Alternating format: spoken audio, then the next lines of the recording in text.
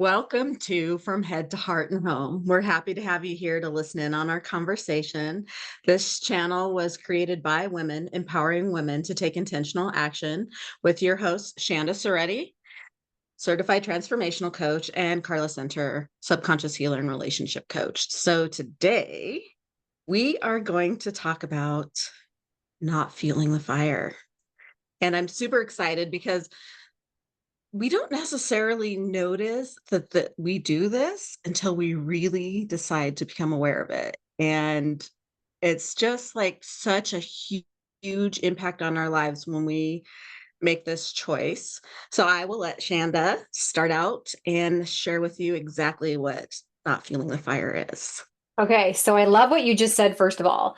Um, we don't really realize we do it until we stop doing it, right? And then we're like, oh, wow, this is a lot different. So we decided to go with this topic, first of all, today because we were just naturally talking about this, and that's what we love to share with you guys and bring to you guys. So we're really talking about like the fire being that negative energy and like a negative conversation, right? So meaning that it's not going to go anywhere positive. It's you're adding fuel by adding energy to that conversation. So it could be with a friend, it could be with a loved one, a spouse, a family member.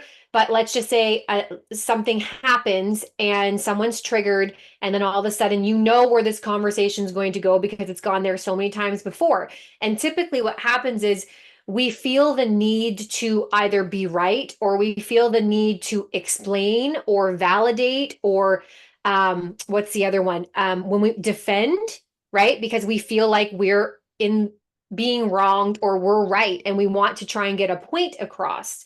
And one of the probably the most fascinating concepts that Carla and I both learned a few years back now in leadership was the idea of you can be right or you can be happy. And so personally, I think for both of us, I can speak for myself and I think Carla too, because that's why the conversation came up before we pressed record, was that we've been dabbling at the I'm willing to let go of the need to be right to be happy. And when you do that, it's like, holy hot damn, this is a whole nother experience. Instead of fueling this fire that can turn into a really dangerous situation verbally, right? Um, you choose to disengage in a loving way. It's not like you're ignoring someone or you're, turning your cheek or what have you. You're just choosing not to engage in that type of conversation anymore.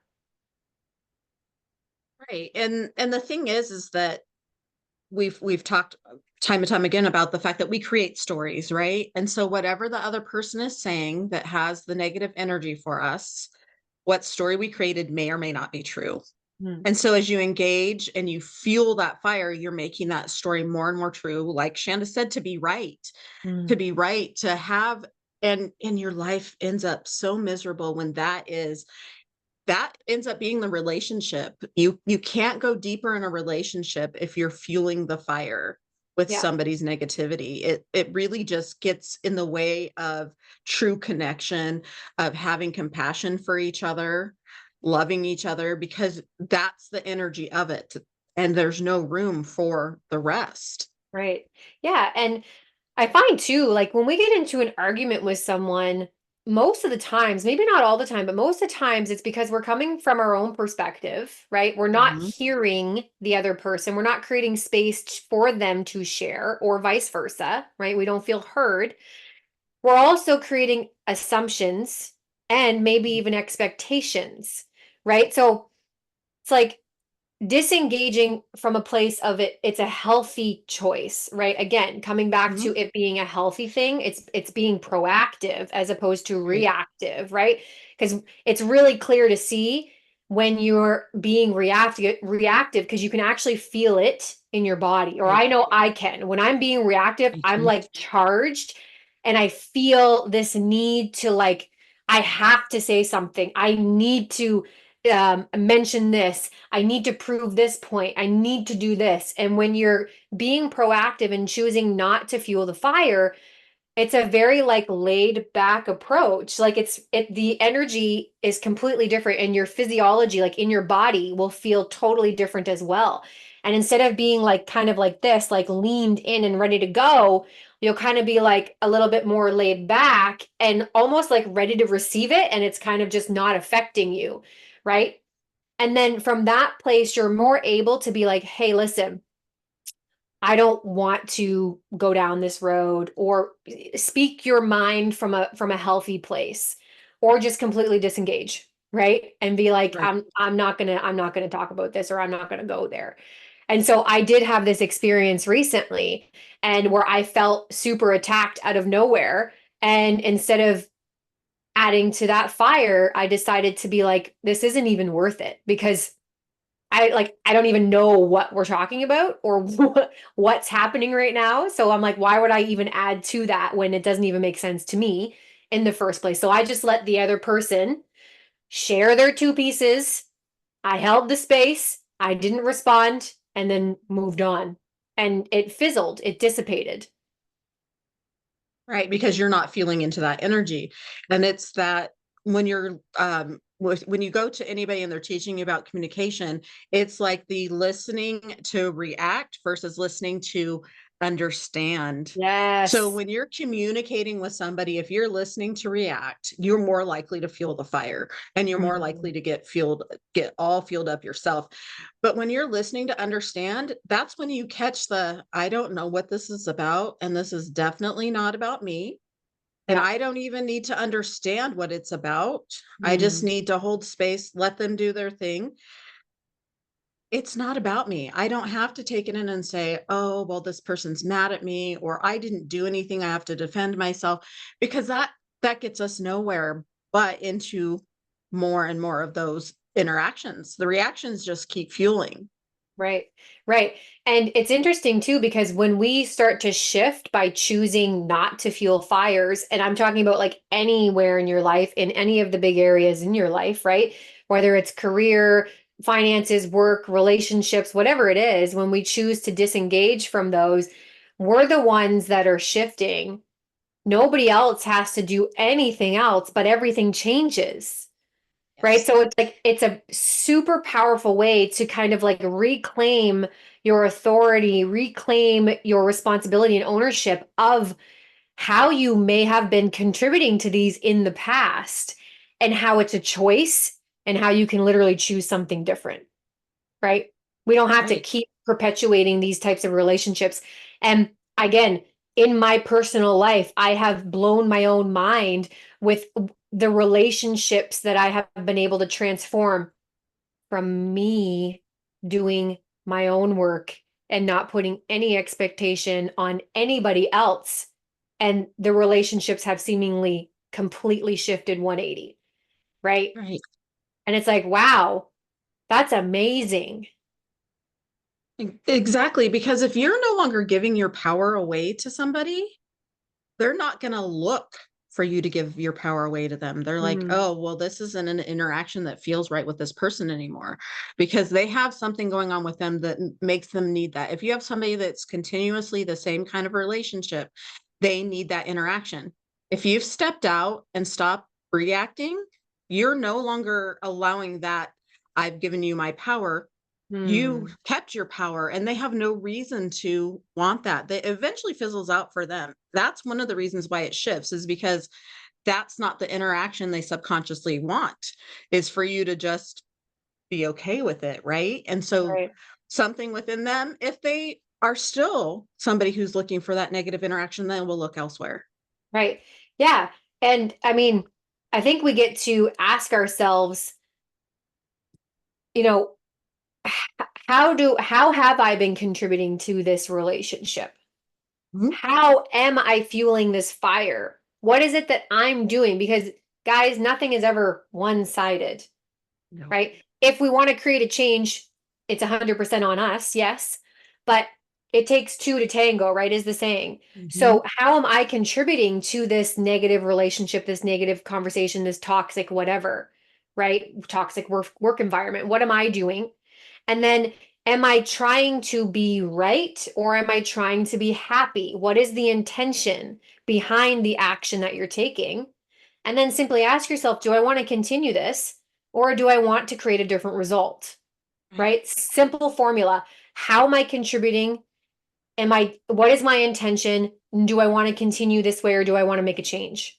There, right? Take yourself through that simple sequence and find out for real by being honest, being authentic, and not from a place of like trying to judge yourself or make yourself feel bad or shame yourself, but like just complete curiosity.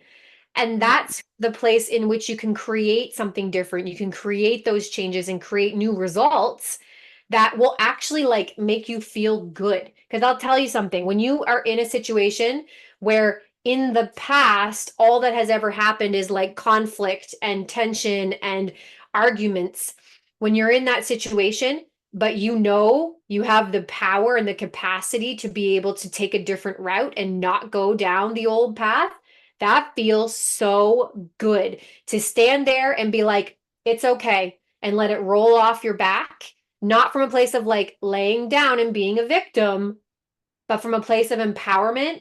It feels really, really good. And it will actually like boost your confidence and allow you to understand, like, hey, I'm capable of creating these changes. What else am I capable of shifting? Right. And once you've taken that opening to step back, look at what is my part in it? How have I fueled the fire in the past? You'll also be able to look at, am I doing this in other places in my life? Am I disempowering myself? Maybe not exactly in the same way, but am I playing the same part? Because that's part of it, is we're playing this part not only in that one relationship, but most likely in other relationships and disempowering ourselves. Yeah. And it feels yucky. It feels Mhm. yucky to have those kind of relationships, and it feels sad. And you just end up with these same things and you're fired up a lot, which has you in fight or flight all the time, by the way, guys. It keeps you Yep. from expanding into the different things that you really want in your life, because you're Mm. so in that fight or flight from those reacting and being in that same space, disempowering space in relationships. Even if it's just one relationship, if you step back, take a look at it, find your part and be like, okay, I'm not going to just go, this is what they did to me. I'm going to go, okay, how did I react? Right. How was I disempowered? How can I take my power back? And attacking somebody is not power, by the way. Right. It's okay, I'm reacting. This is how I'm interpreting. This is my perspective. What's going on. That's not doing me any good. It's Right. not helping me. It's disempowering me, and it's making things harder on me. It's making me Mhm. probably exhausted. There's Mhm. all kinds of stuff that comes from it. So if you step back, like Shanda said, and not from curiosity and not like I'm horrible or poor me or whatever, go, okay, this is how I see it. Maybe it is, maybe it isn't any part of their truth, because guaranteed we all have different perspectives Mm. that are skewed from the truth, every one of us. This is probably not what they see, but I'm going to step back and not let this be my reality anymore. My Right. reality doesn't have to be every time I come near this person there's some kind of thing. Yeah. Yeah. So I love what you were saying there about the truth aspect, right? Like a sliver of the truth. I'm like, what if this, like, let me offer this concept or this idea. At best, if there's two people involved, like let's say it's you and I, Carla, at best, I have 50% of the truth. You have the other 50% because there's two people involved. At Mhm. best, right? Mhm. But we're like, oh no, no, no, no, no, no. Like I am right, tooth and nail. I'll fight you on it. And it's like, no, you have 50, you have 100% of 50% of it. Right. Right? So, and then going back to like what you were talking about, the fight or flight, when we're in that response, it's a stress response, right? That fight or flight. And when we're in that place, that's where burnout, like you mentioned, comes from. That's where exhaustion comes from. And we cannot make healthy, good decisions from this place. We can't. We're not using the same part of our brain. There's a fear brain, like the survival brain, and then there's a decision-making brain. We have all different parts of in our brain. They do not work the same way. They have different functions. So when we Right. live the majority of our time in this stress response or fear response, our cognitive ability decreases immensely, right? We can't problem solve, which is why we stay in those problems. Right. We keep perpetuating these problems and dousing them with more fuel, right? And it's like, what if it's just as simple as being willing to let it go? Really. And you might not like it at first, but what I want to encourage you is to just try it. I can Right. guarantee you, you will like the way your body feels, like how you physically feel in your body. And then what that tells me is that your thoughts are going to be healthier as well because our thoughts feed our emotion and our emotion feeds our action. So if Right. we're taking a different action, we're having a different feeling, we're having different thoughts, right? Just go in reverse. So I think, it's an interesting thing to try or to practice. Right. And it will be uncomfortable at first. You might feel like you're not doing it right. And guess what? There's no right or wrong way to do it, really. It's just try it and then go from there and try it again and try it again Right. and learn, right? We're either winning or we're learning. So there's no losing. Right.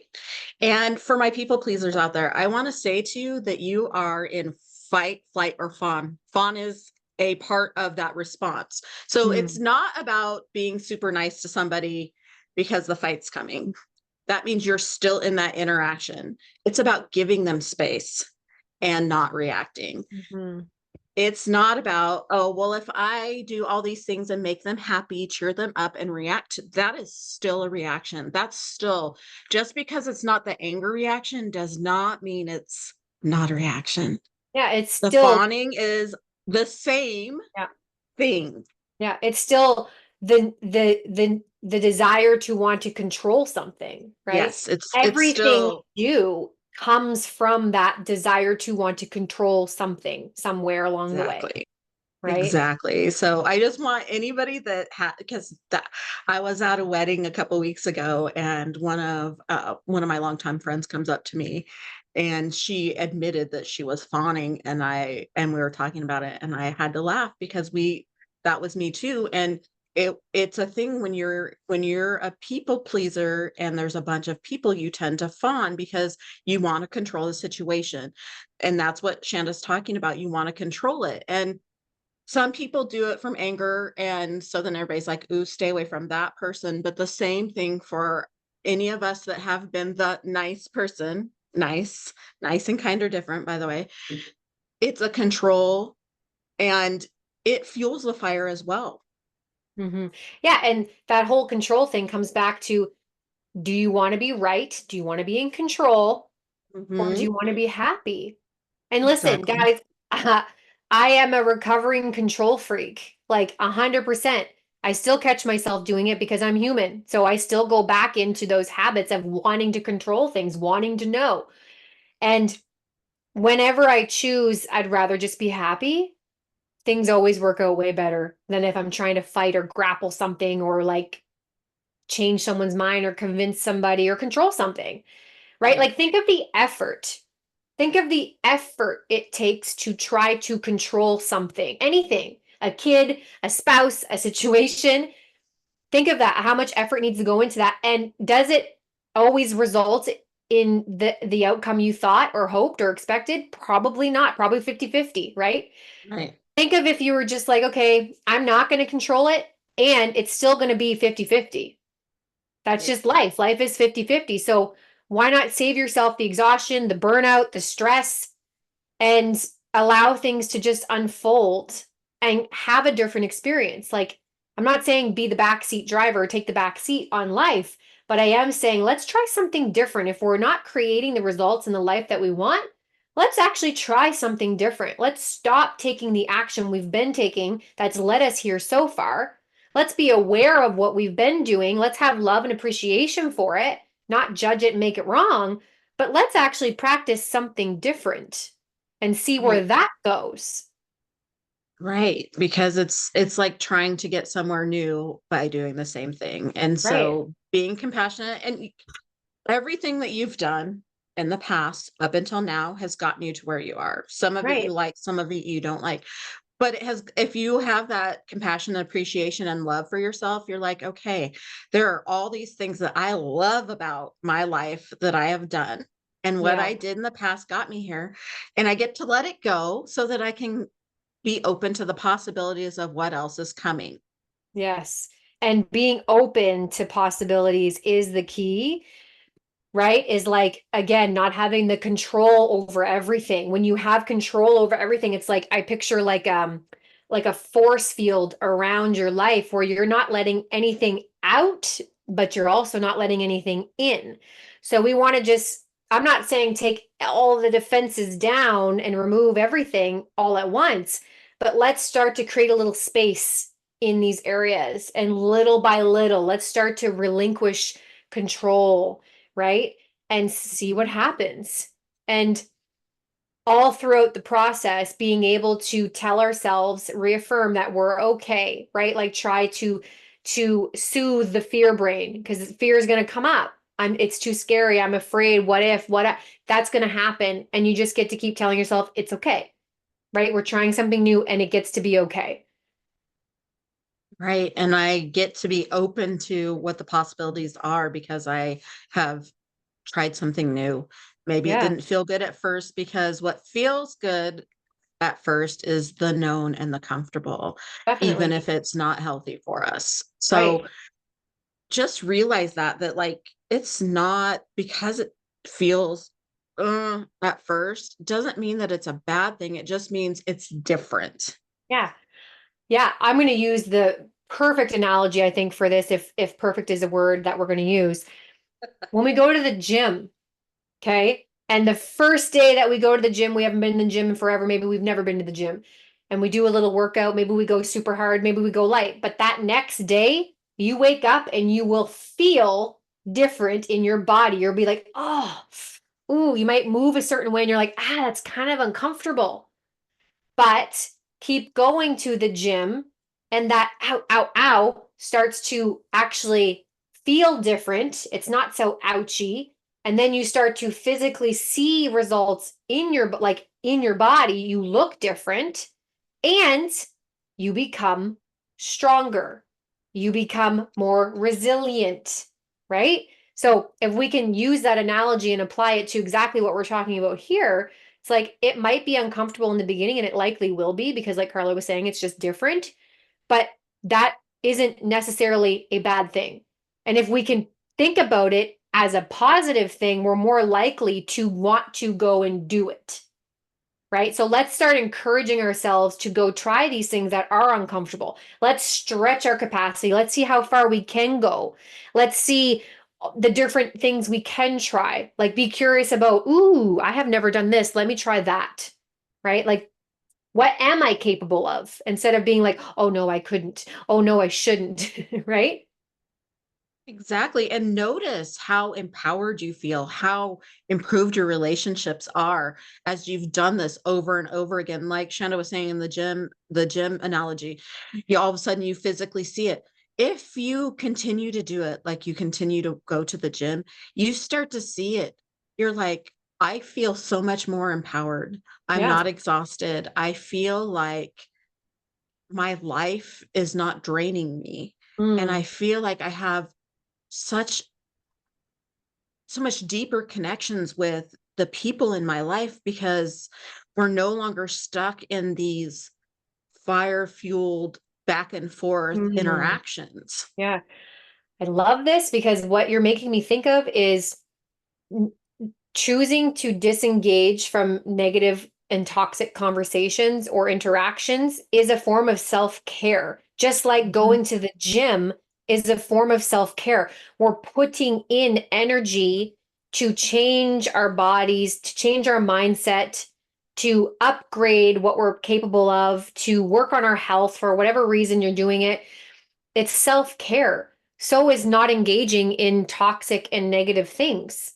Right. Like, what a beautiful kind of aha moment to be able to share. It's like, and maybe if we can think about it like that, we would have a bit of a different experience, right? Every time I choose to say no to these types of conversations or relationships, I'm saying yes to my self-care and my self-love, which eventually fills up my cup and makes me a stronger, healthier, better person in the end.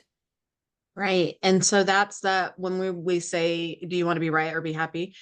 That becomes your right Hmm. because it is filling you up. It's not about defending your position, but about choosing you Yeah. each time. And when you choose to fill yourself up and you've disengaged from this, life just looks differently. And feels different. Yes, yes, and we can tell you that. And when the things come up and you stop, we both just stop and go, instead of going straight Yeah. into the primal brain, we're in the Yeah. frontal lobe going, I don't really know what this is about, but I don't have to do what I used to do. I Mhm. don't have to be defensive. I don't have to be like, who do you think you are? Yeah. And be in that because I don't know what's going on and I'm not going to Yeah. engage in it. And I'll just hold space for them because obviously something's going on. Yeah. And they're entitled to whatever it is they're experiencing too, by the way, which can be a hard concept to understand, but they're entitled to that. Who am I to say they can't feel that way or shouldn't feel that way? Right. Right. So I might not agree with it or understand it. And it's like, maybe I don't have to. That's okay. Yeah. Right. Yeah. Yeah. And so we don't know what their perception is, and that's Yeah. okay.